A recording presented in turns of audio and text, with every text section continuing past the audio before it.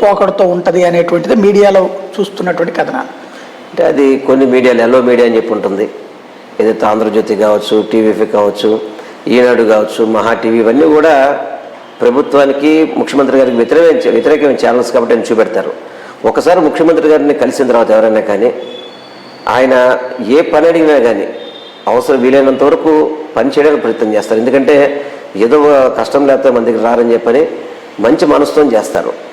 అదేవిధంగా నా పోటీ ఎమ్మెల్యేస్ మేము ఉన్నాము, ఆయన ఆల్మోస్ట్ చాలాసార్లు కలిసే అవకాశం ఉంది మాకు కూడా.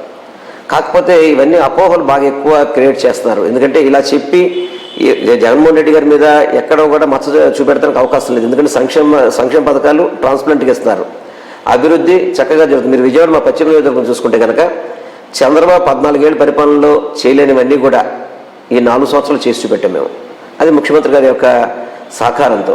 అందుకని అభివృద్ధి మీద ఏలుపెట్టి చూపెట్టలేరు, సంక్షేమం మీద చూపెట్టలేరు. అందుకని వ్యక్తిగతంగా ఆయన యొక్క క్యారెక్టర్ మీద ఇబ్బంది పెట్టాలి, ఆయన యొక్క బిహేవియర్ మీద ఇబ్బంది పెడితే దానివల్ల ఏమన్నా అతనికి నష్టం జరుగుద్దామని అని చెప్పని ఇది ఒక గ్లోబల్ ప్రచారం తప్ప ముఖ్యమంత్రి గారు ప్రతి ఎమ్మెల్యేని కూడా సామాన్య ప్రజల్లో ఆయన చక్కగా హక్కును చేర్చుకుంటాడు. ముఖ్యంగా చెప్పాలంటే మాకు కావచ్చు, ఐఏఎస్ అధికారులు కావచ్చు, ఐపీఎస్లు కావచ్చు, ఒకటే చెప్పాడు, ఎలక్షన్స్ వరకే రాజకీయ పార్టీలు, ఎలక్షన్ అయిపోయిన తర్వాత నేను ముఖ్యమంత్రి, అర్హత ఉన్న ప్రతి వాళ్ళకి పథకం ఇవ్వాలి, నేను బయటికి వెళ్ళినప్పుడు కానీ అర్హత ఉన్న వాడికి పథకం ఇవ్వకపోతే ఆ కలెక్టర్ మీద యాక్షన్ తీసుకుంటామని చెప్పాడంటే ఎంత ధైర్యంగా పరిపాలన చేస్తున్నారు.